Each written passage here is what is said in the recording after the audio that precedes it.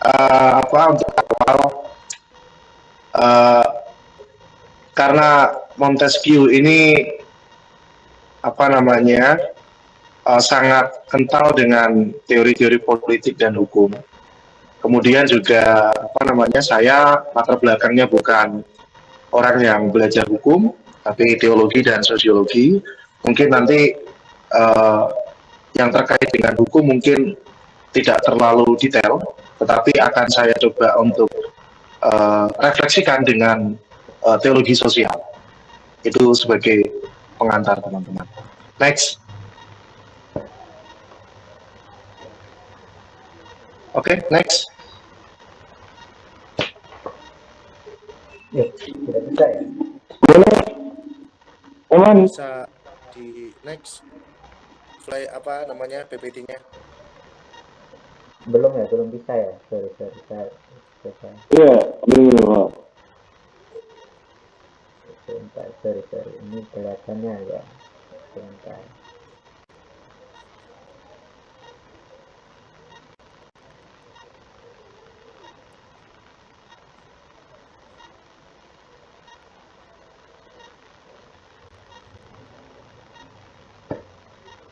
Begini? Oh ya, bisa ya? Oke. Oh ya. Tidak begitu kelihatan ya teman-teman ya. Sebagai pengantar, sebagai pendahuluan, saya mencoba untuk merefleksikan. Kalau kita familiar dengan gagasan politik daripada Montesquieu itu kan trias politika ya. Ada pembagian kuasa, legislatif itu membuat undang-undang, eksekutif itu membuat kebijakan, lalu kemudian yudikatif itu menjalankan undang-undang. Nah, sebenarnya dari pembagian kuasa itu sudah sangat jelas sekali. Dalam politik di Indonesia itu kan DPR lah yang disebut sebagai unsur yang mewakili legislatif karena tugasnya membuat undang-undang, sedangkan seperti polisi, kemudian Mahkamah Konstitusi itu kan yang menjalankan undang-undang. Tetapi beberapa minggu yang lalu kalau teman-teman mengikuti berita, itu sangat santer sekali revisi atau undang-undang baru yang terkait dengan tata tertib DPR yang berlaku, bahwa anggota Mahkamah Konstitusi itu bisa dicopot, bisa saja dipecat, bisa saja dievaluasi dan kemudian dicopot oleh DPR. Nah, dari situ kita kemudian teringat kembali dengan trias politikanya Montesquieu, karena beberapa netizen Indonesia yang memberikan kritik di ruang media sosial kemudian mulai mempertanyakan tentang trias politika. Bagaimana mungkin kemudian DPR yang adalah legislatif bisa ikut campur atau mengintervensi terlalu dalam ke dalam ruang yudikatif. Nah, setidaknya itu pendahuluan yang menjadi awal kita bisa merefleksikan bagaimana teori politik atau teori hukum daripada Montesquieu itu bekerja dalam konteks Indonesia sekarang ini. Next, Eman. Sorry, saya harus kesulitan, sorry ya. Tuh, jadi distract ini.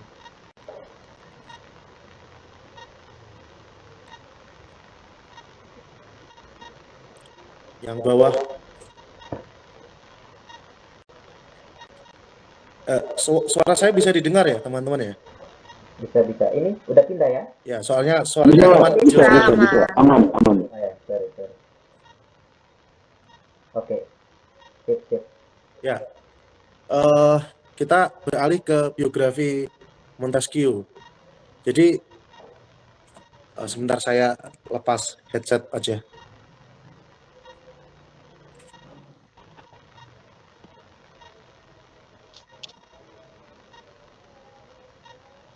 Oke. Jadi Montesquieu itu namanya Charles Louis de Secondat Baron de Montesquieu. Kemudian dia lahir tepat setahun setelah revolusi kejayaan Inggris di dekat kota Bordeaux Prancis. Jadi Montesquieu itu orang Prancis. Lalu kemudian Montesquieu sendiri walaupun dia terlahir dalam keluarga yang miskin, karena setelah saya membaca biografinya, Montesquieu itu sempat jadi anak yatim, anak piatu ya. Kemudian diangkat oleh pamannya, namanya Jean Baptiste Descondat. Jadi pamannya ini adalah seorang pendeta dari tradisi Protestan yang juga seorang intelektual tapi juga kaya raya. Sehingga semasa kecil sampai dewasa Montesquieu itu diasuh oleh pamannya dan kemudian disekolahkan oleh pamannya. Dia selain sebagai pemikir politik, Montesquieu selain sebagai pemikir politik, ternyata juga mendalami hukum dan bahkan pernah menjadi praktisi hukum di pengadilan dengan menjadi seorang hakim. Nah, di pengadilan dia menangani berbagai macam peradilan seperti hukuman mati, kemudian transportasi ke koloni, kerja paksa, dan lain sebagainya. Jadi dia adalah praktisi hukum karena bekerja sebagai seorang hakim. Kemudian Montesquieu sendiri melahirkan berbagai macam buku, tetapi buku yang sangat familiar sekali, yaitu ada dua, The Spirit of Law sama The Persian Letters.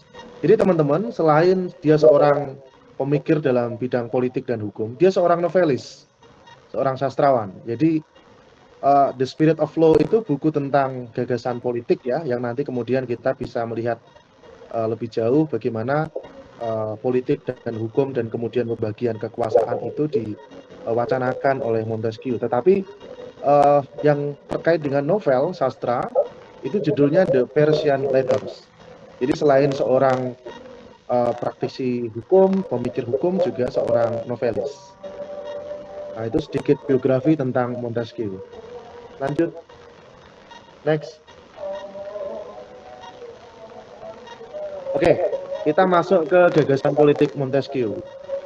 Jadi ini yang sangat familiar buat kita semua mengenai pembagian kuasa dalam sistem politik yang diwacanakan oleh Montesquieu, yaitu ada legislatif, ada eksekutif, ada yudikatif, dan ketiga unsur inilah yang kemudian disebut sebagai demokrasi.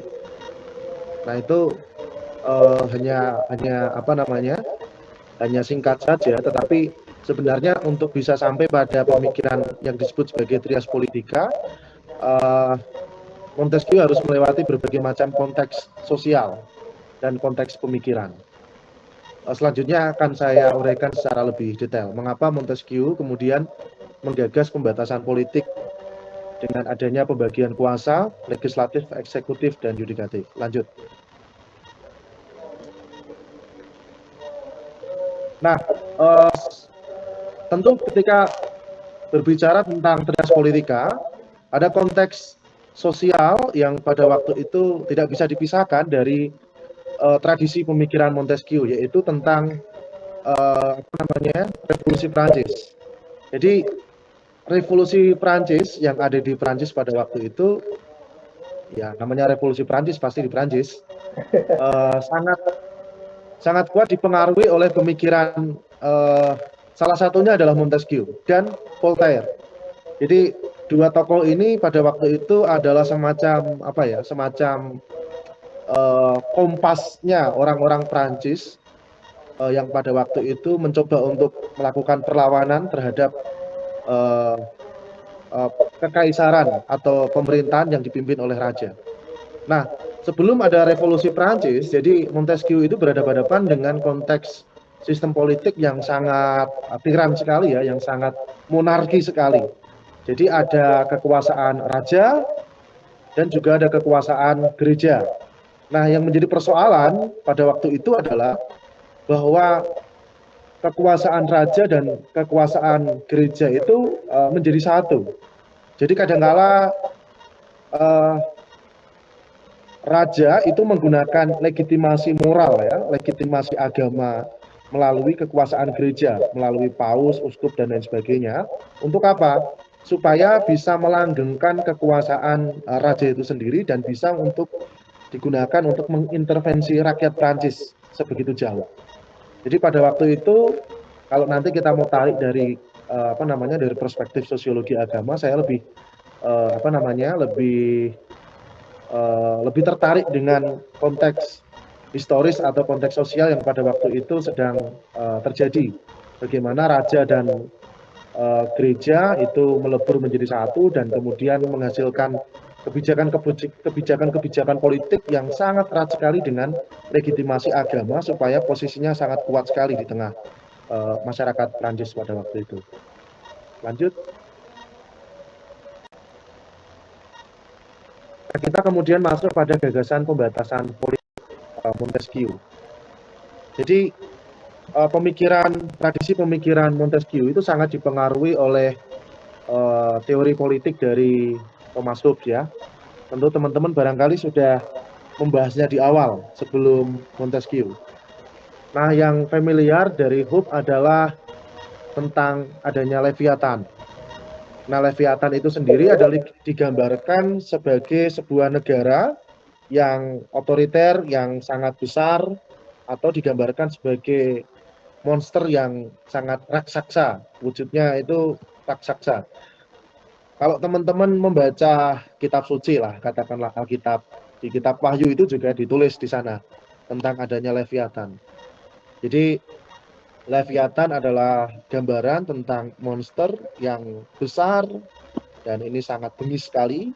Kemudian selain itu ide teori politik daripada Thomas Hobbes yaitu negara, meskipun negara sebagai unsur politik, tetapi unsur manusia yang alamiah itu tetap ada. Nah, ini yang kemudian disebut sebagai kondisi state of nature atau kondisi alamiah dari manusia itu sendiri, state of nature. Nah, apa yang disebut sebagai kondisi alamiah?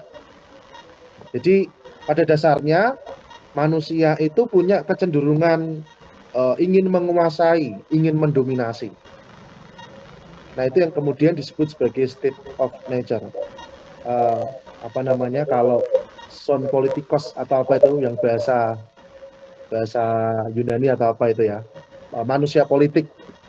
Jadi pada dasarnya menurut Thomas Hobbes, manusia itu adalah makhluk yang selalu ingin menguasai, selalu ingin mendominasi.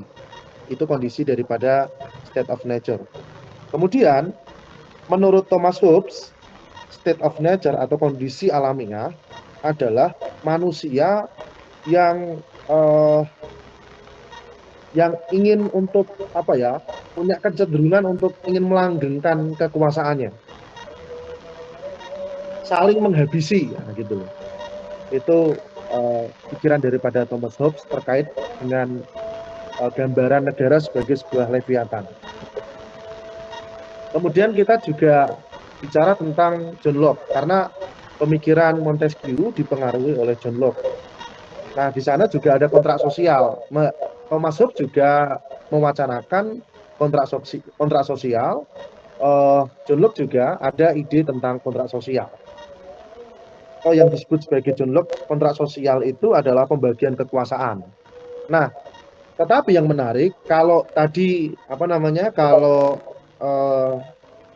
Thomas Hobbes itu mengatakan bahwa state of nature-nya manusia itu adalah manusia yang bengis, manusia yang ingin menguasai, ingin mendominasi, juga punya kecenderungan untuk saling menghabisi.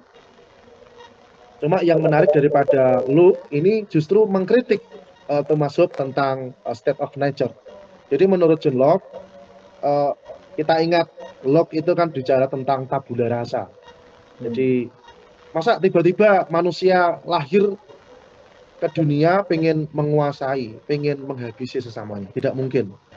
Jadi itu kemudian dikritik oleh John Locke. Nah, kemudian masuk ke dalam gagasan politik daripada Montesquieu tadi, Trias Politica, ini terkait juga tentang kontrak sosial dari Montesquieu. Nah, dalam trias politika yang diwacanakan oleh Montesquieu, meskipun tadi ada 3 unsur ya, ada pembagian kekuasaan, ada legislatif, yudikatif, dan juga eksekutif. Yang menarik daripada Montesquieu ini adalah bahwa pembagian kekuasaan itu bertanggung jawab bukan kepada raja, tetapi kepada rakyat. Jadi orientasinya adalah kepada rakyat, kepada demokrasi atau yang disebut sebagai sebuah keadilan. Nah, kalau kita berbicara tentang konsep hukum yang diwacanakan oleh Montesquieu itu selalu berorientasi pada keadilan. Next. Nah, ini definisi hukum. Ini dalam The Spirit of Law. Jadi menurut Montesquieu, hukum adalah sebuah relasi-relasi yang dapat menjamin. Jadi ini bukan hanya relasi kepada manusia, tetapi juga relasi dengan alam dan sebagainya. Nah, fungsi daripada hukum itu adalah harus ada kepastian, harus ada jaminan. Jelas. Itu definisi hukum menurut Montesquieu. Yang kedua, hukum itu berlaku sebagai sebuah akal budi. Sejauh akal budi itu dapat memerintah semua bangsa. Nah, ini yang kemudian disebut sebagai hukum kodrat atau roh keadilan. Nah, kalau teman-teman ingat dengan Thomas Aquinas, jadi filsafat daripada Thomas Aquinas dalam Summa Theologiae itu yang paling familiar itu adalah tentang hukum kodrat. Jadi sebelum hukum itu tertulis, ya, sebelum hukum tertulis, hukum itu sudah ada. Jadi hukum itu ada meskipun dia belum tertulis. Nah, itu yang kemudian disebut sebagai ruhnya keadilan. Nah, hukum kodrat itu mendahului segala hukum. Jadi tidak perlu ada kitab suci kalau saya malah. Jadi soal misalkan kita mencuri atau membunuh itu kan tidak perlu dibatasi dengan kitab suci. Seandainya tidak ada kitab suci pun kita juga tidak boleh membunuh. Seandainya tidak ada kitab suci pun kita tidak diperbolehkan untuk mencuri. Nah, kira-kira hukum kodrat itu seperti itu, teman-teman. Jadi bukan landasannya saya tidak mencuri karena diperintahkan oleh kitab suci, saya tidak membunuh karena kitab suci mengatakan tidak boleh membunuh. Nah, tetapi hukum kodrat meskipun seandainya tidak ada kitab suci pun, tidak ada hukum, tidak ada norma hukum yang mengatur, maka kesadaran akal budi saya mengatakan bahwa membunuh itu tidak boleh, mencuri itu tidak boleh. Nah, itu yang disebut sebagai hukum kodrat. Lanjut. Nah, ini sistem pemerintahan yang digagas oleh Montesquieu. Ada 3. Dalam sebuah negara itu ada 3 sistem pemerintahan. Ini menurut Montesquieu. Yang pertama itu republik. Nah, republik itu biasanya berpusat atau berorientasi pada rakyat. Ciri khasnya apa? Demokrasi atau aristokrasi. Nah, aristokrasi itu adalah segelintir orang-orang, bukan orang satu, tapi ada golongan atau segelintir kaum, kelompok, tetapi segelintir kelompok atau kaum atau komunitas, atau katakanlah kita sebut sebagai bangsawan, tetapi bangsawan ini bekerja, bertindak dengan disertai didasarkan pada virtue, kebijaksanaan. Jadi segelintir orang yang punya modal knowledge, yang punya kemampuan kemampuan dalam hal pengetahuan. Atau kalau teman-teman pernah Socrates atau Aristoteles itu pernah mengatakan bahwa seorang raja yang ideal itu adalah raja yang menjadi filsuf atau filsuf yang menjadi raja. Jadi itulah yang kemudian disebut sebagai kaum aristokrasi. Jadi dalam republik itu memang ciri khas utamanya adalah berpusat pada rakyat, dan biasanya model sistem pemerintahan itu ada demokrasi, juga ada aristokrasi. Yang kedua, monarki. Ya, monarki itu ya raja. Seperti Arab itu monarki. Jadi yang mengisi kekuasaan dalam sistem pemerintahan monarki ya kaum bangsawan. Yang ketiga itu ada yang disebut sebagai despotis. Nah, despotis itu yang memimpin ya raja, satu orang. Tetapi yang memimpin satu orang raja ini tapi tidak ada dasar hukumnya atau tidak ada hukum, atau ketika menjalankan namanya kebijakan dalam bernegara, kebijakan dalam berpolitik itu sesukanya karena tidak ada basis landasan hukumnya. Jadi kalau itu menguntungkan raja ya itu yang akan dijadikan sebagai landasan hukum, meskipun mungkin kebijakan itu akan merugikan banyak masyarakat. Nah, itu yang disebut sebagai despotis karena tidak ada hukum yang jelas. Next. Nah, kemudian sekarang kita masuk ke dalam refleksi sosiologi agama. Nah, saya akan mencoba untuk merefleksikan dari perspektif teologi sosial. Nah, kalau teologi sosial, menurut Bono Wiratmo, orientasi daripada teologi sosial itu adalah kemiskinan. Tetapi kita juga ingat, pandangan Bono Wiratmo ini kemudian kan berkali-kali di dalam ruang kelas dulu, di dalam kelas teologi sosial, bersama-sama dengan Pak Yusak Setiawan, itu kan dikritik oleh beliau bahwa bukan pada kemiskinan, tetapi pada keadilan.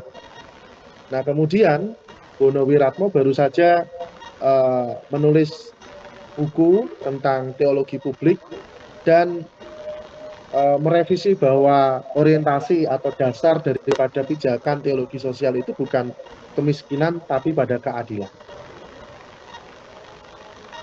Ini refleksi ke dalam sosiologi agama. Lanjut. Nah, sekarang kita yang terakhir tentang bagaimana praksis agama, sebagaimana agama itu adalah bagian daripada civil society. Orang-orang beragama sebagai bagian daripada civil society.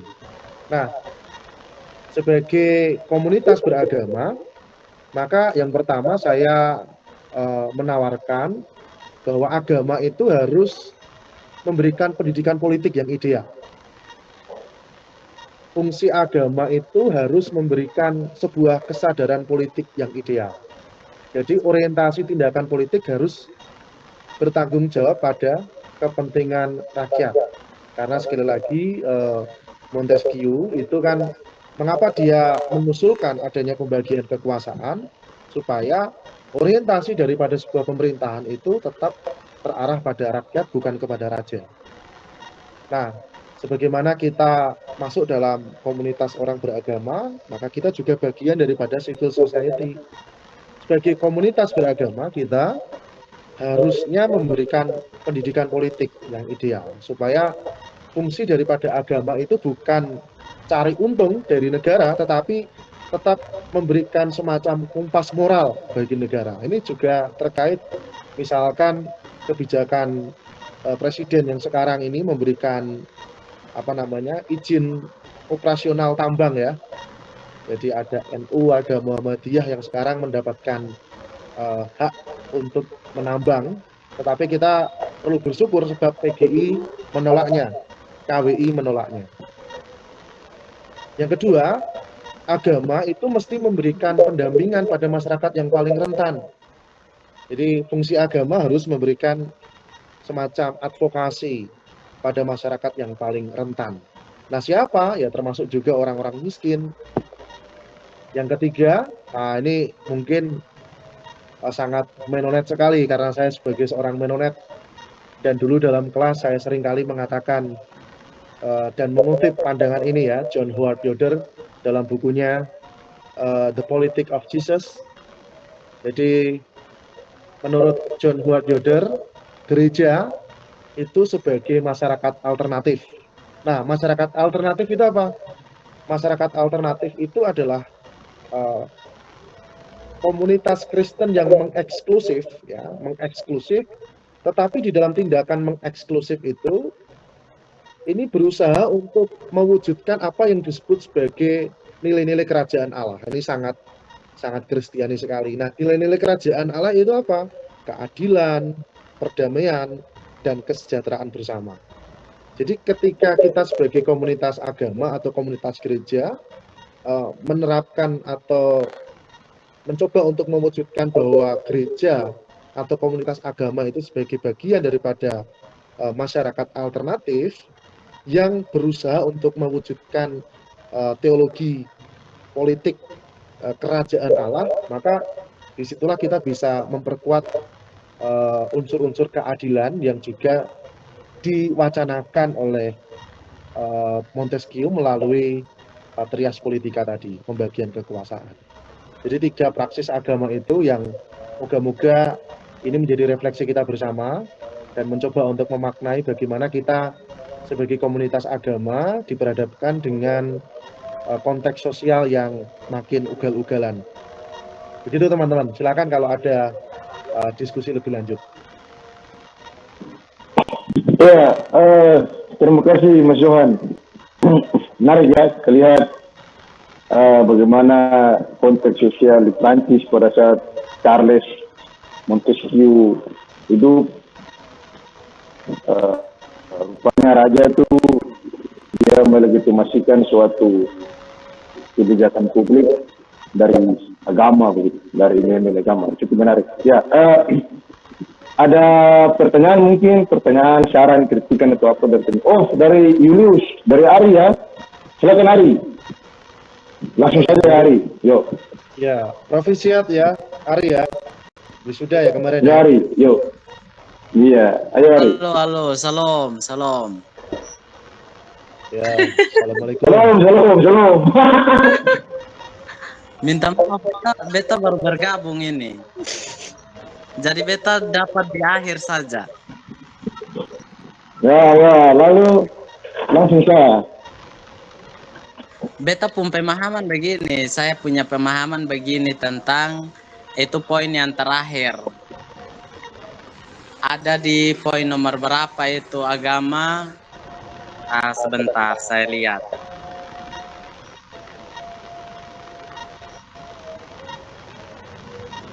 Di poin paling terakhir. Itu yang berbicara tentang praksis agama sebagai civil society itu. Beta rasa bukan hanya agama itu mesti memberikan pendampingan pada masyarakat yang paling rentan. Saya rasa bukan hanya masyarakat yang paling rentan saja yang butuh didampingi seperti itu. Karena saya melihat dari konteks-konteks masa kini dan kemudian saya berangkat dari situ, kebanyakan orang-orang yang termasuk orang-orang yang berada itu yang menekan agama itu sebenarnya. Bahkan bukan agama saja yang ditekan oleh orang-orang yang tergolong orang kaya. Ada juga sesama manusia yang ditekan di dalamnya. Berasa seperti itu, kakak. Ya, apakah cukup Bung Ari? Berarti ini bukan pertanyaan ya, ini sekedar apa ya? Bisa dibilang tambahan ya dari Bung Ari ya. Lihat di lapangan saja, kakak Abam. Oh ya, siap sekali, siap. Masih ada yang lain mungkin yang mau bertanya, berpendapat, menambahkan. Kakak Yoga, Kakak Marce, atau ada ini, ada respon dari Mas Johan untuk Kakak Ari. Ya, jadi apa namanya?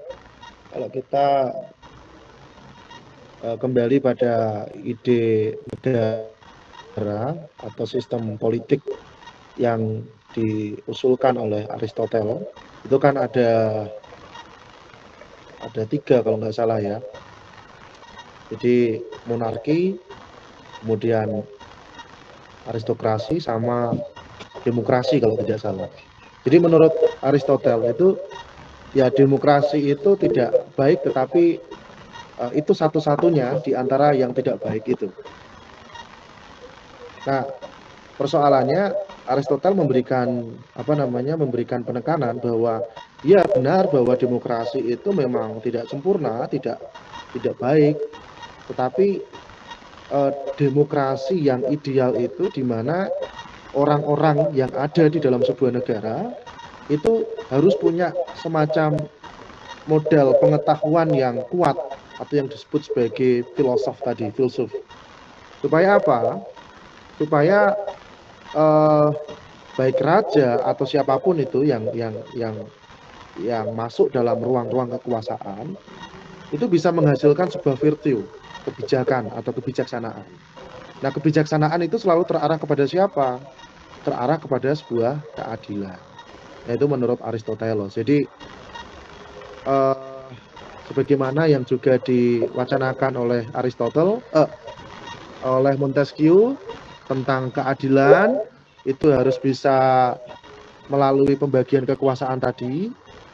Kita kemudian diajak untuk merefleksikan kembali bahwa kalau memang masyarakat itu ingin mencapai sebuah keadilan yang paripurna, ya mau nggak mau memang modelnya adalah dengan demokrasi. Tetapi kendati demikian, demokrasi itu tidaklah yang paling baik. Tetapi meskipun begitu, satu-satunya yang baik di antara yang tidak baik itu adalah demokrasi. Tetapi syaratnya warga negara harus punya pendidikan yang bagus. Sebab kalau tidak bagus ya demokrasinya liberal gitu loh. Kayak Indonesia ini. Menurut saya Indonesia demokrasinya sudah sangat melampaui sangat melampaui liberal, apa yang disebut sebagai demokrasi liberal. Misalkan yang penting yang penting suara yang terbanyak itu kan, karena suara yang terbanyak maka ya bagi-bagi duit itu. Maka Aristoteles tadi mengatakan bahwa kalau pengen menjadi sebuah negara yang demokrasinya itu paripurna, warga negara itu harus punya semacam pengetahuan yang bagus. Artinya warga negaranya harus menjadi seorang filsuf.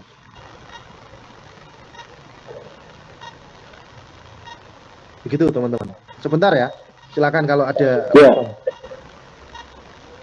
Oh, iya baik Mas.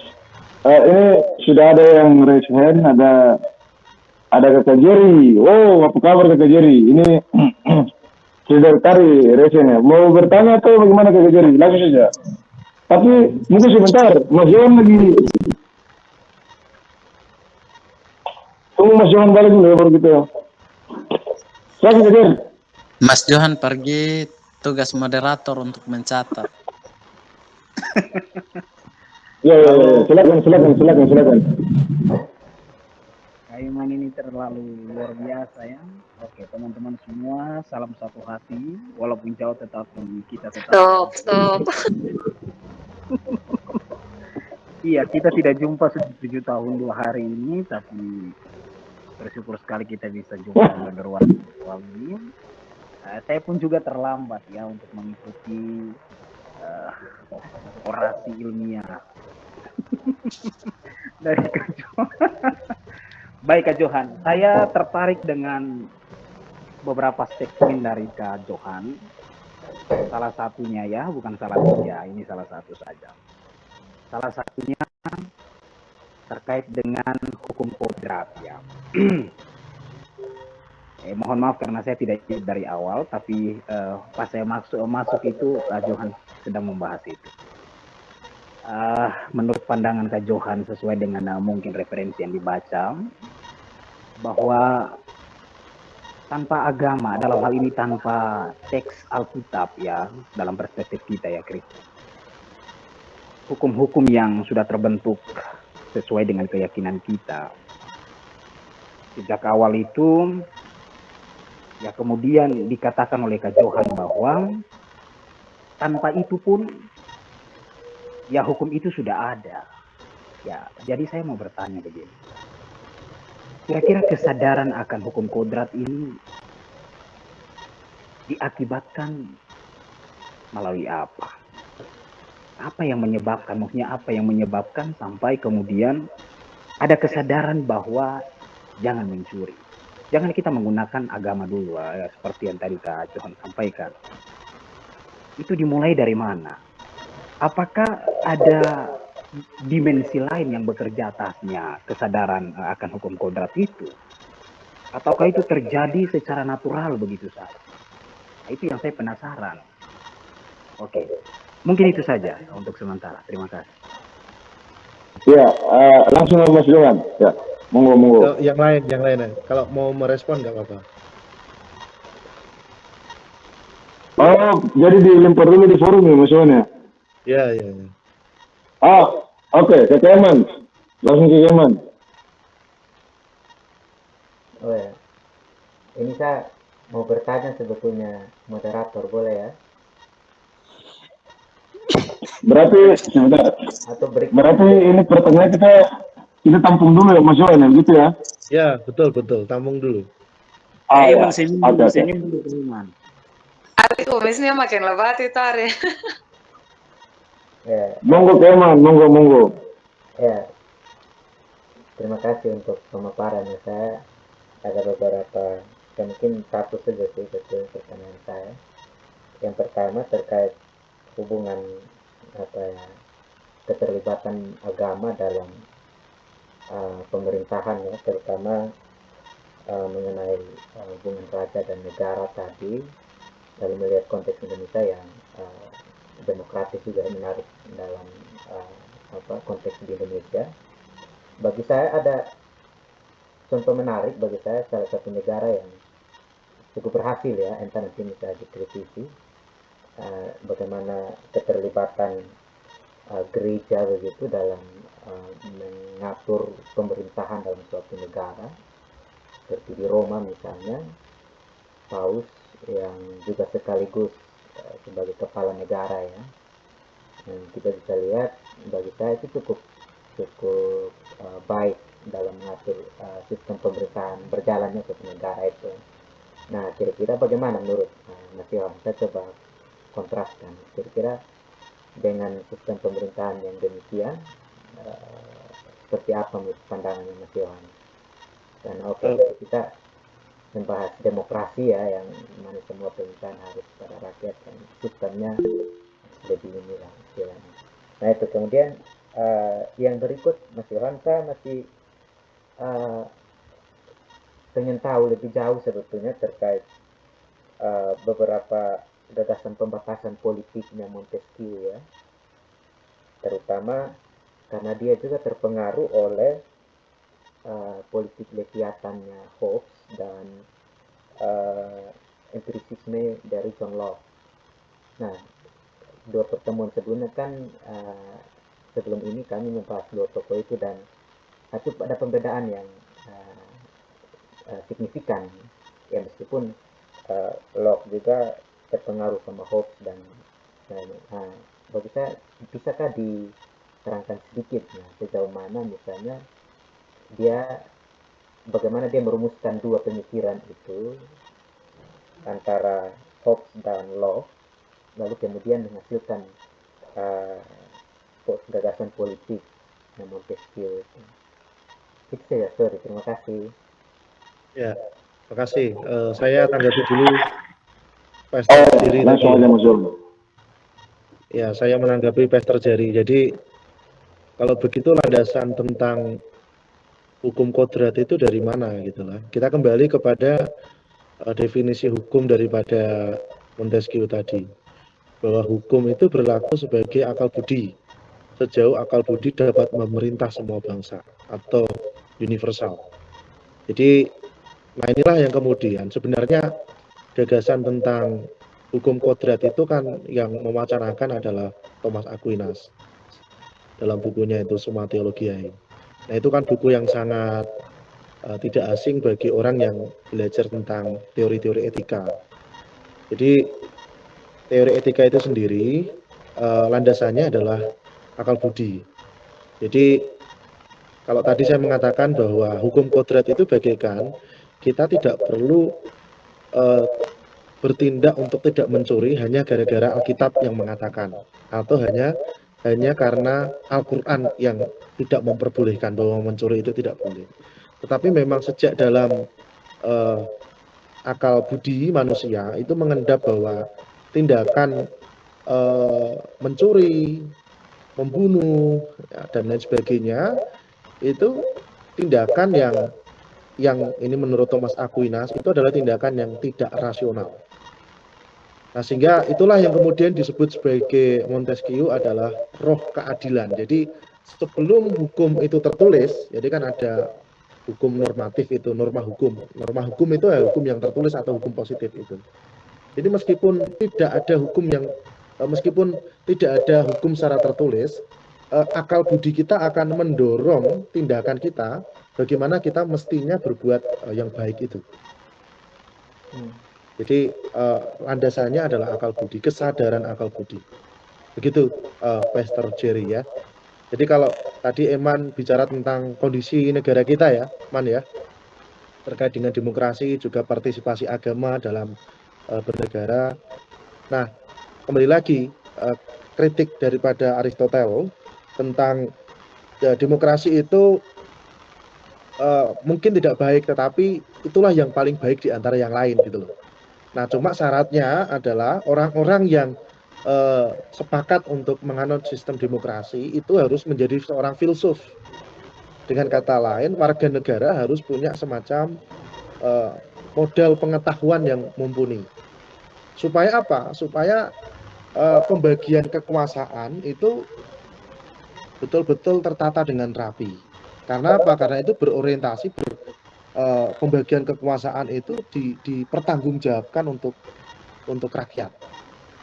Nah, misalkan kalau tadi di dalam pendahuluan saya memberikan contoh kasus bahwa ada tata tertib DPR yang baru saja disahkan, bahwa DPR bisa mengevaluasi MK, kemudian MK akhirnya bisa dicopot, bisa dipecat gitu.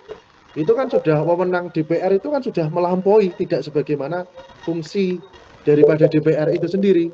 Karena masing-masing punya kamar tuh, ya. MK itu yudikatif, DPR ya legislatif. Tetapi nampaknya karena para pejabat di negara kita itu para pejabat, para raja, tetapi bukan filsuf, ya akhirnya melampaui wewenang yang sudah menjadi sebuah pembagian daripada kekuasaan itu tadi. Kemudian terkait dengan agama, ya. Tadi gimana Man? Aku lupa yang terakhir. Yang terkait dengan agama tadi. Oh, yang pertanyaan kedua ya, Mas ya. Ya. Itu saya Ya. masih mau mencari tahu apakah dia terpengaruh ya sama Leviathannya Hobbes dengan empirisismenya John Locke ya. Oh gitu. Kita mau mengetahui sebenarnya lebih jauh sih, sejauh mana dia bisa menganalisa dua pendekatan itu, dua pandangan itu lalu melahirkan politik kebebasannya dia. Ya, kalau kita mencoba untuk mendialogkan pandangan-pandangan ide tentang politik sebelum Montesquieu ya, itu kan kita punya titik temu pada apa yang disebut sebagai kontrak sosial. Hobbes punya kontrak sosial, John Locke juga punya kontrak sosial, dan juga Montesquieu juga punya gagasan tentang kontrak sosial. Tetapi yang menarik, kalau tadi saya mencoba untuk memaparkan Hobbes ya tentang ide mengenai Leviathan itu. Nah, bagi Hobbes itu kan negara itu kan bagikan monster ya. Lalu kemudian dia membayangkan apa yang disebut sebagai state of nature atau kondisi alamiah manusia itu manusia yang ingin selalu menguasai, ingin selalu mendominasi, kemudian selalu punya tabiat untuk bisa menghabisi sesama. Jadi state of nature-nya Hobbes itu sangat negatif sekali tentang manusia. Tetapi juga ini dikritik oleh John Locke bahwa dia kemudian menawarkan paradigma yang disebut sebagai tabula rasa. Kalau teman-teman ingat itu ya, tentang tabula rasa bagikan kertas putih yang diberikan semacam coretan-coretan itu. Jadi Locke mempertanyakan bagaimana mungkin manusia yang baru lahir itu sudah punya tabiat untuk menghabisi. Bukankah yang yang membentuk individu-individu itu adalah pengalaman. Nah, itu yang kemudian disebut sebagai empirisme. Kemudian Montesquieu sendiri kontrak sosialnya itu kan membayangkan supaya kondisi negara itu kan damai, ya kan, sejahtera warganya, tidak ada perang dan lain sebagainya.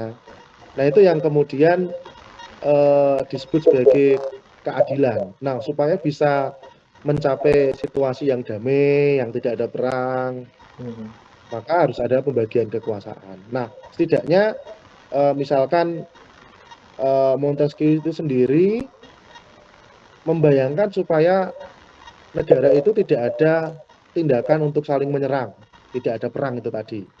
Kemudian pemenuhan kebutuhan yang alamiah, ada kecenderungan untuk saling mendekat dan keinginan untuk hidup bersama. Kata kuncinya yaitu tadi. Montesquieu membayangkan supaya kondisi di dalam sebuah negara itu warga negara itu bisa mewujudkan keinginan untuk hidup bersama. Jadi orientasi daripada gagasan keadilan atau subjek keadilan yang diandekan oleh Montesquieu itu sendiri, bagaimana bisa mewujudkan keinginan untuk hidup bersama dengan damai, dengan tenang, tidak ada perang dan sebagainya. Gitu, Iman. Iya, cukup baik ya jawaban dari Mas Johan. Mungkin ada kita ke Jerry dulu, apakah ada tanggapan balik mengenai jawaban yang dari Mas Johan atau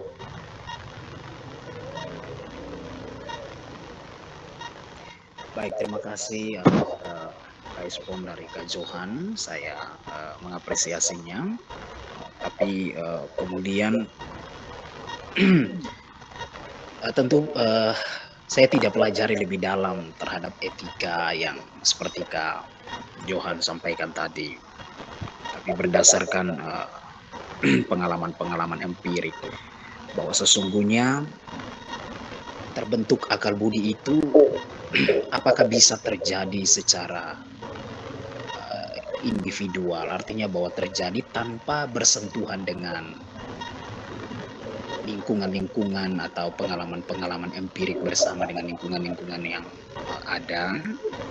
Karena dari mana atau bagaimana mungkin kesadaran akan mencuri itu bisa dinormalisasikan kalau kemudian tidak orang tidak merasa rugi, maksudnya orang tidak sudah menjadi budaya begitu, menjadi kebiasaan dan diakui secara bersama-sama bahwa itu hal yang biasa-biasa saja. Saya rasa itu juga dapat mempengaruhi semua. Jadi prinsip saya adalah tentu agama itu memiliki peran ya dalam hal ini kitab suci memberikan pemahaman kepada manusia untuk menyadari dan membentuk akal budi mereka bahwa sesungguhnya mencuri merupakan hal yang tidak baik. Jadi ada kontribusi. Jadi saya rasa perkembangan pengetahuan dari para tadi yang disebutkan oleh Kak Johan itu sudah mengalami perkembangan. Mungkin pada konteks masyarakat dahulu seperti itu. Tetapi masyarakat pada masa sekarang mereka akan mengalami perjumpaan dulu dengan pengalaman, tetapi juga mengalami perjumpaan dengan berbagai macam hal yang dapat memberikan kesadaran terhadap mereka. Itulah yang mendorong mereka untuk mengerti bahwa sesungguhnya mencuri dan tindakan-tindakan yang lain itu merugikan. Itu menurut saya, menurut pandangan saya. Terima kasih. ya terima kasih Gajer. Cukup ya, saya pikir cukup itu Gajer ya. Terima kasih Gajer. Kita ke Teman, tanggapan balik. Ya, cukup Teman? Ya, yang lain. Pas? Ya, pas. Oh ya, oke siap. Ya teman-teman, kita masih punya waktu kurang lebih 36 menit lagi. Kalau masih ada pertanyaan, tanggapan, kritikan, silakan. Tadi Yoga yang ada angkat tangan. Dia mau permisi keluar, itu ada agenda soalnya. Oh. Ayo teman-teman, mungkin ada Nina, Marke mungkin. Iya, saya penasaran dengan tadi itu apa tema dari diskusi ini. Mohon maaf karena memang saya jarang update. Iya, jadi tema diskusi kita kali ini pembatasan politik. Topiknya pembatasan politik menurut Charles Montesquieu yang sudah dijelaskan oleh Mas Johan. Ya, baik aja. Kami berharap untuk kemudian kalau memang teman-teman membuat diskusi seperti begini di grup itu boleh share referensi-referensi mungkin buku, jurnal terkait Siap. supaya kita pelajari mungkin terbatas akses dan lain sebagainya, jadi kita tidak menemukan itu. Nanti untuk hal teknis silakan follow akun Instagram bicara sosak. Itu sudah follow, Kajering belum follow kayaknya. Oke teman-teman, kalau masih ada.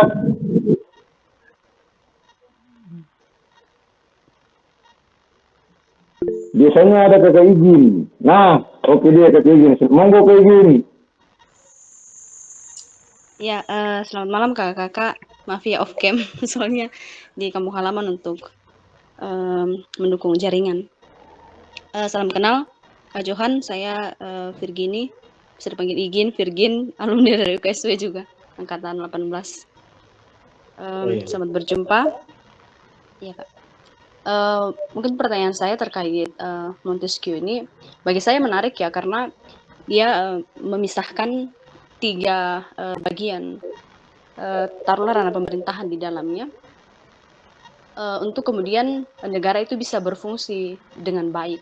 Dan ini juga diterapkan dalam konteks negara demokrasi secara khusus di Indonesia dan termasuk juga Amerika. Bagi saya menarik ketika kemudian Montesquieu memetakan 3 bagian itu sebagaimana fungsinya. Tetapi pertanyaannya, apakah bagi Montesquieu ketika ini dipetahkan, sejauh mana atau semaksimal apa proses pemerintahan itu berlangsung, dan mungkinkah ada semacam kontra antara ketiga lembaga ini, dan ketika ada kontra, siapa yang kemudian menjadi penengah? Apakah kemudian agama yang menjadi penengah, atau justru kontra itu tidak akan pernah selesai karena ada kepentingan-kepentingan tersendiri dari masing-masing lembaga? Terima kasih. Ya, terima kasih Virgin ya namanya. Mungkin silakan Mas Johan. Ya. Izin namanya izin. Virgin ya. Silakan Mas. Iya, Virgin. Iya. Jadi karena sebenarnya Montesquieu ini ketika berbicara tentang teori politik, ini sangat erat kaitannya dengan filsafat hukum ya, atau teori hukum. Ada adagium misalkan demokrasi tanpa hukum itu anarkis, tapi hukum tanpa demokrasi tanpa hukum itu anarkis, tapi hukum tanpa demokrasi itu adalah kesewenang-wenangan. Itu ada adagium yang biasanya sering dikatakan oleh Mahfud MD itu. Jadi memang dari pembatasan politik atau pembagian kekuasaan ini supaya bisa mencapai apa yang diandaikan oleh Montesquieu, yaitu tentang ide atau subjek keadilan itu sendiri. Jadi dia membayangkan supaya sebuah negara itu bisa mencapai keadilan secara paripurna, maka harus ada sebuah pembagian kekuasaan. Jadi politik atau kekuasaan itu harus dibatasi gitu, supaya tidak terjadi sebuah kesewenang-wenangan, supaya tidak terjadi sebuah tindakan anarkisme. Jadi kalau misalkan demokrasinya itu lebih kuat ketimbang hukum, maka ini akan berpotensi tindakan anarkis. Nah itu sebabnya tadi yang saya katakan Aristoteles itu menyarankan supaya negara demokrasi yang bagus itu adalah ketika warga negara itu punya semacam pengetahuan yang mumpuni, atau disebut sebagai warga negara yang menguasai filosofi supaya eh, tidak terlalu anarkis tindakan daripada sebuah warga negara itu. Jadi mungkin mengatasnamakan kebebasan berpendapat tetapi sakarepe dhewe, kalau orang Jawa bilangnya gitu. Itu yang disebut sebagai anarkisme. Tetapi juga hukum yang lebih kuat tetapi demokrasinya lemah, ini juga sewenang-wenang. Jadi misalkan negara anti dengan kritik, baru dikritik sedikit dianggap menyebarkan hoax, dikritik kemudian disebut sebagai pencemaran nama baik dan lain sebagainya gitu. Karena warga negara nampaknya tidak memahami betul esensi atau substansi dari sebuah demokrasi itu. Lalu kemudian tadi dikatakan atau ditanyakan, lalu siapa penengahnya? Nah, apakah agama atau siapa? Nah, kalau menurut saya karena proyeksi politik yang diwacanakan oleh Montesquieu ini adalah keadilan melalui pembagian kekuasaan, dan yang bertanggung jawab daripada kekuasaan itu adalah rakyat. Jadi pembagian kekuasaan itu dikerjakan dan itu kemudian dipertanggungjawabkan kepada rakyat. Ya, yang menengahi, yang sebagai penengah ketika terjadi tindakan kekuasaan yang melampaui batasnya, ya civil society. Nah, agama itu juga bisa masuk dalam kualifikasi civil society yang tadi saya jadikan sebagai praksis ya di bagian terakhir. Jadi praksis agama dalam menciptakan civil society. Jadi kalau agama atau katakanlah ormas agama itu kok dapat izin tambang. Coba bayangkan bagaimana agama itu memberikan kritik. Bagaimana agama itu memerankan fungsinya sebagai civil society. Kalau dia sudah dapat keuntungan, dapat manfaat dari kebijakan politik. Nah, itu coba dibayangkan. Tapi kalau agama mengambil jarak dengan negara, dengan pemerintahan, tetapi memperkuat dimensi civil society, artinya agama turut serta bersama-sama dengan rakyat. Artinya agama itu memberikan pendidikan politik secara ideal.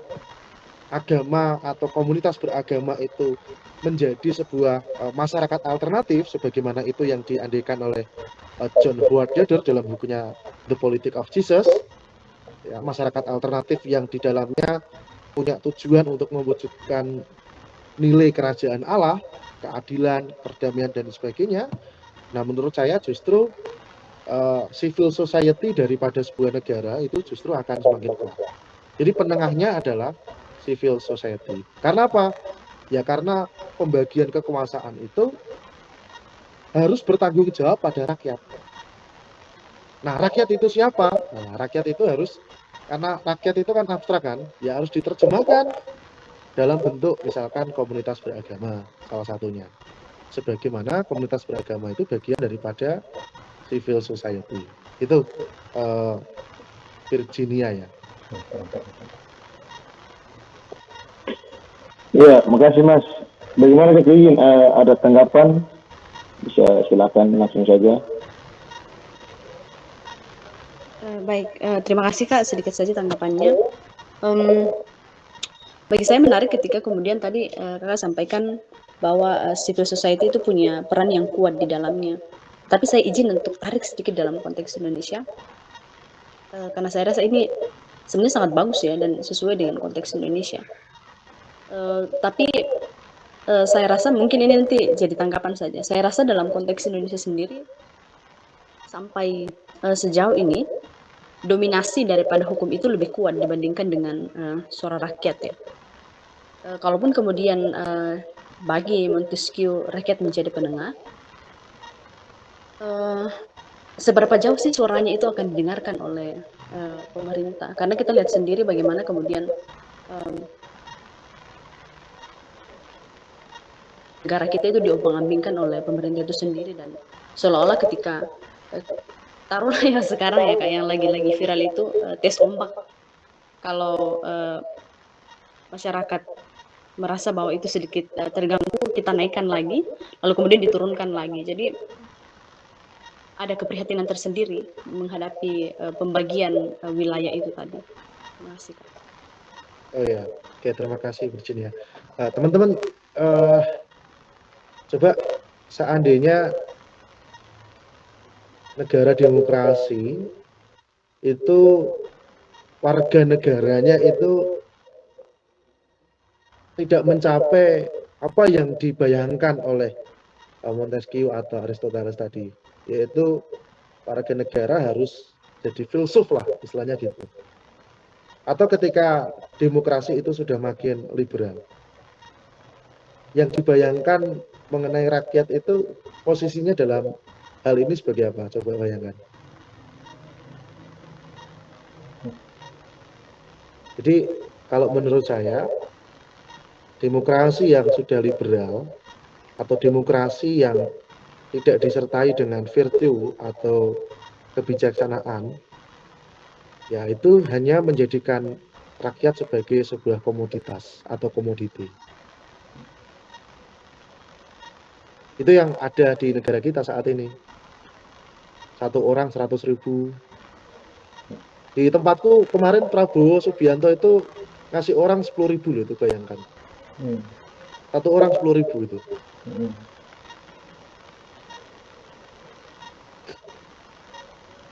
Ya karena suara rakyat artinya menjadi sebuah komoditi, bukan sebagai subjek yang harus tanggung jawab itu saya mencoba untuk ini kebagian kekuasaan dan aku harus bertanggung jawab pada rakyat, tetapi justru rakyat dijadikan sebagai komoditi. 1 orang 10.000.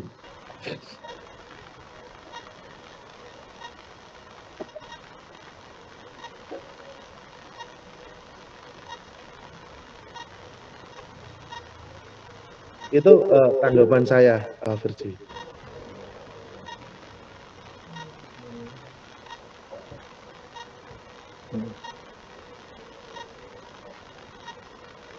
Ya, bagaimana kayak gini? Atau masih butuh dialog, atau sudah cukup? Saya rasa sudah, Kak. Karena benar yang dibilang Kak Johan tadi ya. Kalau kita lihat konteks menuju Indonesia 2030 ini dalam 5 tahun ke depan dengan segala tantangannya termasuk persoalan finansial, semoga lah Indonesia masih tetap baik-baik saja dalam tahun itu. Apalagi dengan pemerintah yang sangat luar biasa. Masih ada 4 tahun lebih yang akan kita lewati bersama presiden terbaru kita dan jajarannya. Terima kasih. Ya, terima kasih. Selamat datang untuk Pada Alma juga ya, baru bergabung. Oke, kita masih punya waktu 20 menit. Kalau teman-teman masih punya pertanyaan, pendapat, monggo silakan. Mas Sidik mungkin, Mas Sidik.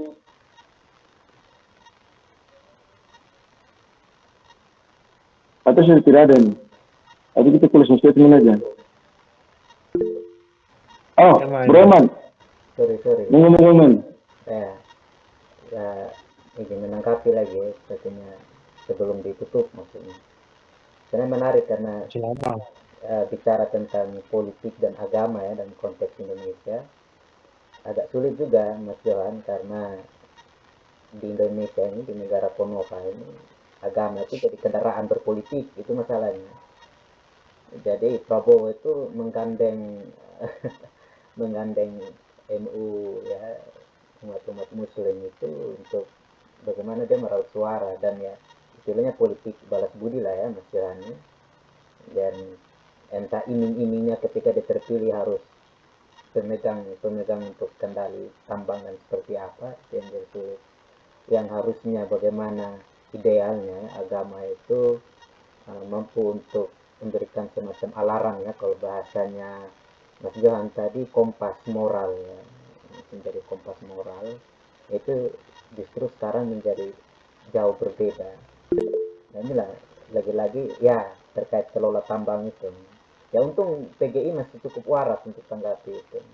kalau sampai PGI juga dan umat Katolik juga mengiyakan, ya ini perlu dipertanyakan jadi seperti apa. Tapi maksud saya itu kritik saya tadi, artinya kenapa saya pertanyakan, coba melihat ada nih satu negara ideal yang misalnya di Roma, bagaimana kepemimpinan Paus itu, ya meski dalam artian Paus memegang peranan penting, ya dia tidak hanya sebagai rohaniawan, tapi dia juga seorang kepala negara, ya, tetapi dia bagi saya bagi saya dia mampu untuk melihat bagaimana menjalankan roda pemerintahan dengan baik, misalnya satu sisi seperti itu. Dengan justru harusnya mungkin kita bisa berkata bagaimana harusnya agama itu dalam pemerintahan itu haruslah demikian, gitu. Mungkin itu aja sekedar berbagi aja refleksi saya. Terima kasih.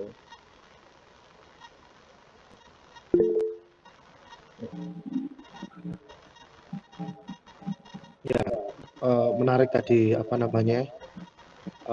respon daripada Emma.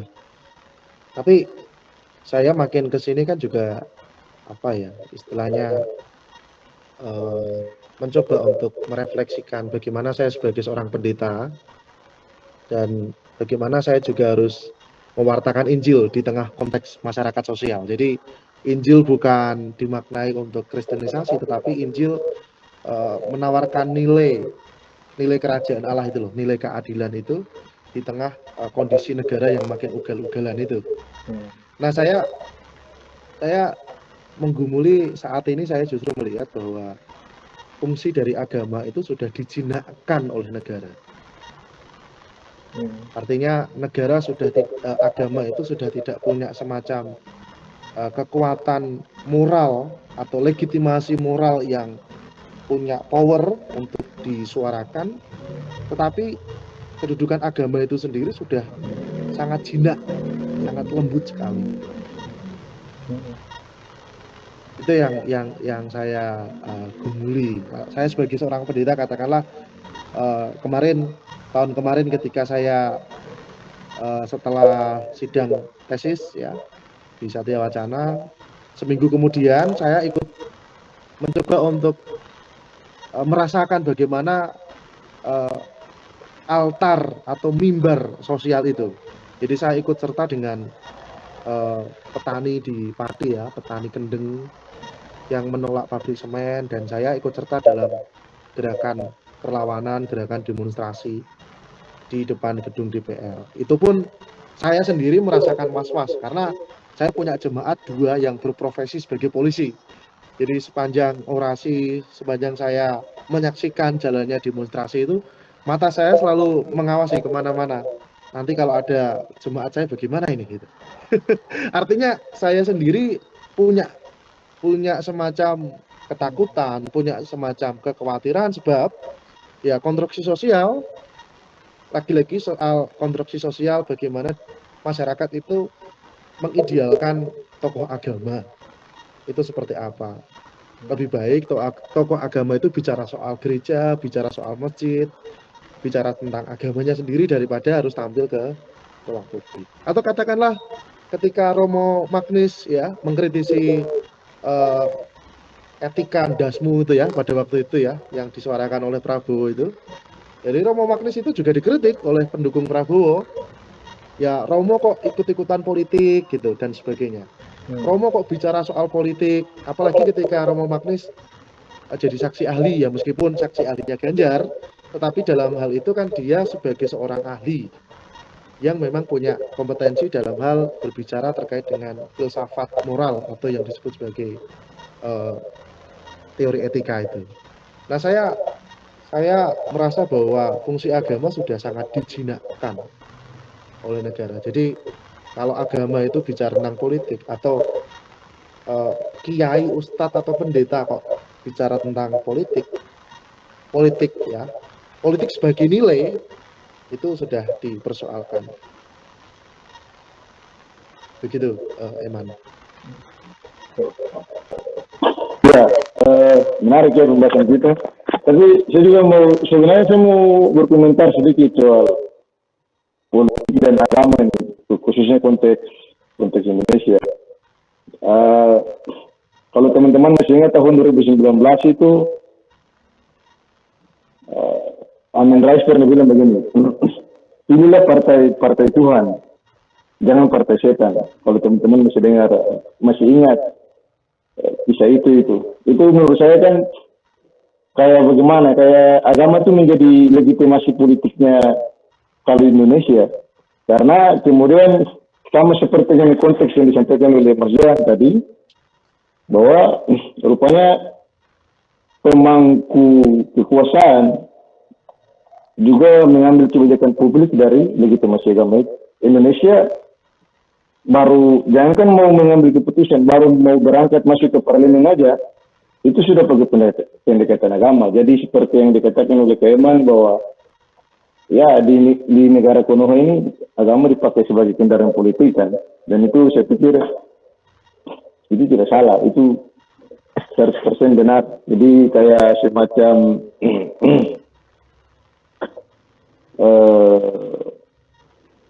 apa tadi saya mau bilang, semacam mungkin kayak alat begitu ya, kayak bisa dipakai di mana saja sedikit rupa. Jadi saya tuh sering bertanya sebenarnya dalam pikiran saya sendiri, apakah kita dari demokrasi kah atau kita teokrasi?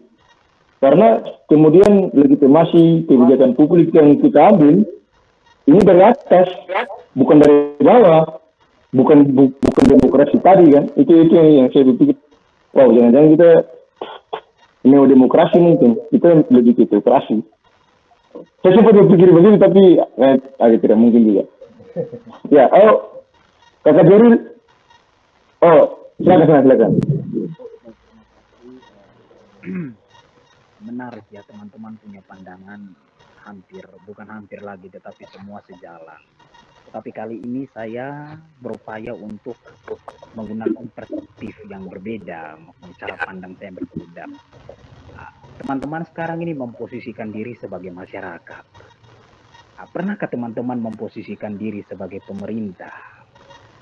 Jadi seakan-akan masyarakat yang kemudian memberikan penilaian dengan perspektif masyarakat terhadap pemerintah.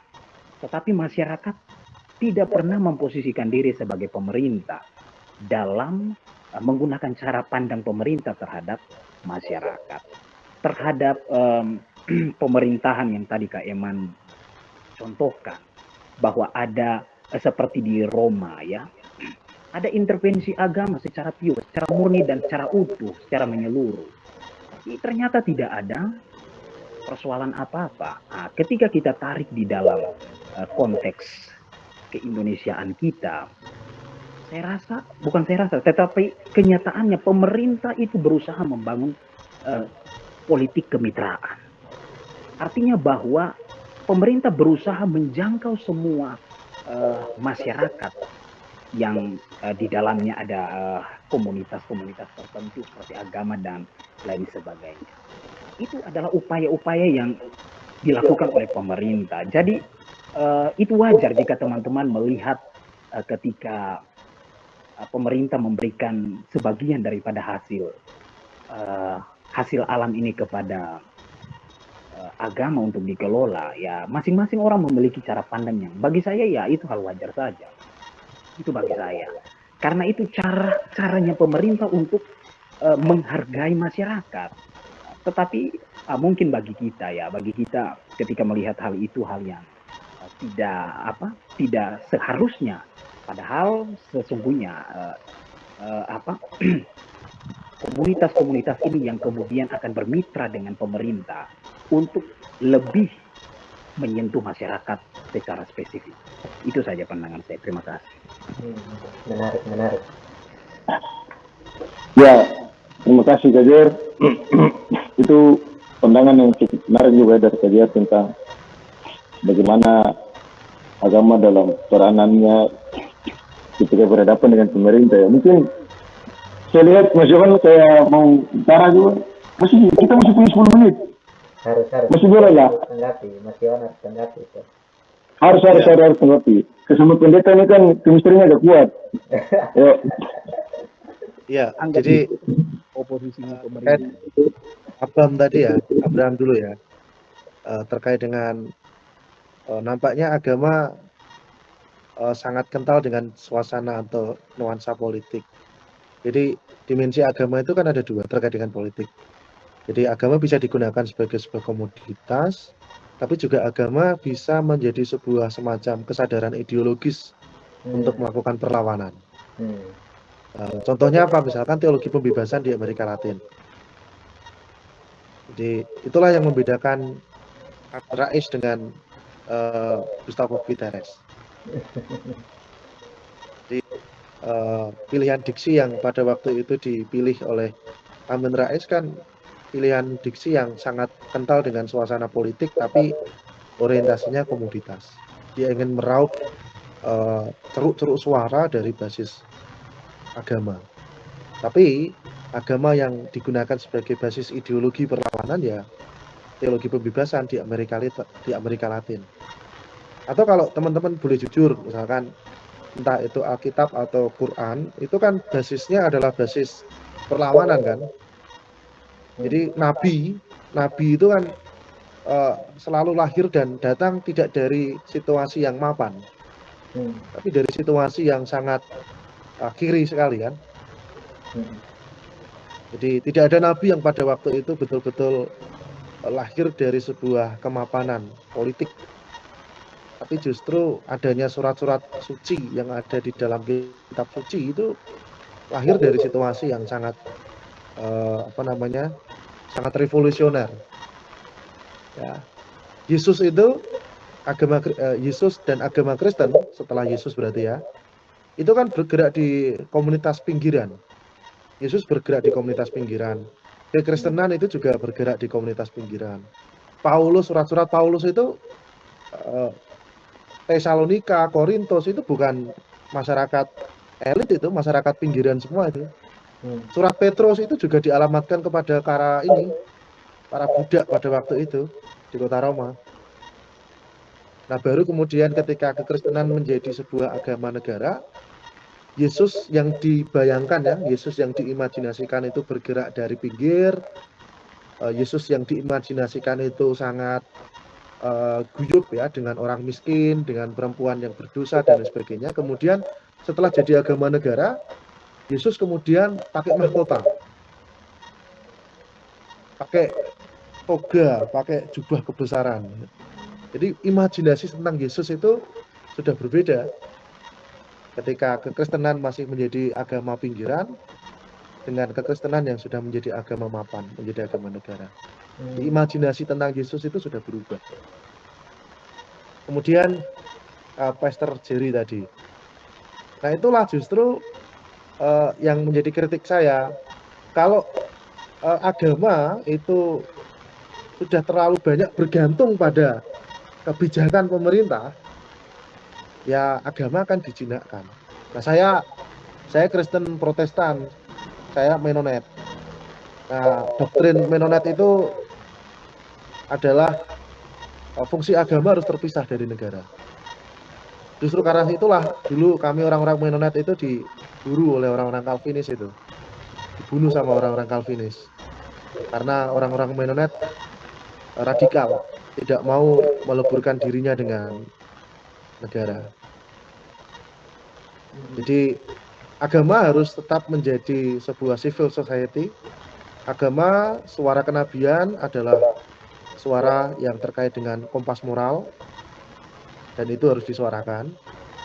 Jadi kalau agama sudah kehilangan legitimasi moralnya hanya gara-gara menerima izin tambang, ya agama akan layaknya anjing yang lulut sama tuannya. Itu tanggapan saya. Ya, terima kasih Mas Johan yang meneliti jati ya, keren sekali ini memang. Ya, waktu kita sisa 4 menit lagi ya teman-teman, jadi mungkin kita sampai di sini. Tapi saya ada catat beberapa hal penting yang menurut saya penting. Tentunya dari topik pembatasan politik menurut Charles Montesquieu, Yang pertama itu ada trias politika. Nah, yang saya catat di sini tadi penjelasan Mas Johan yang menjelaskan tentang bagaimana pemisahan kekuasaan yang dibagi dalam 3 cabang. Yang pertama ada legislatif, eksekutif, dan yudikatif. Nah, hal ini bertujuan untuk mencegah penyalahgunaan kekuasaan dan memastikan bahwa tidak ada satupun cabang yang terlalu kuat. Jadi semuanya sama rata begitu. Yang kedua ada keseimbangan kekuasaan. Montesquieu yang dijelaskan oleh Mas Johan itu menekankan pada pentingnya keseimbangan kekuasaan antara ketiga cabang yang sudah saya sebut tadi. Kemudian hal ini bertujuan untuk mencegah salah satu cabang menjadi lebih dominan dan memastikan bahwa kekuasaan tetap terdistribusi secara merata. Nah, tapi menurut saya yang paling menarik, kita lihat dari konteks di mana Charles itu hidup, di mana rupanya para raja di waktu itu juga membuat kebijakan publik berdasarkan dari legitimasi agama. Itu menurut saya sangat penting karena di situ pintu sosiologi agamanya. Seperti kita bahas. Kira-kira begitu. Mungkin ada closing statement dari Mas Johan. Monggo. Apa ya? Kayaknya nggak ada deh. Nggak ada ya? Udah banyak ya? Oke, terima kasih teman-teman. Terima kasih atas pertanyaan, masukan. Terima kasih juga Mas Johan sudah mau menjadi pemateri kita di malam ini. Mas Johan ini pemateri pertama di luar orang-orang di dalam komunitas ini. Ini pertama nih. Semoga berikut yang keempat juga Mas Johan ya. Mau lagi atau Kakak Jerry siapa begitu mau. Terima kasih semua.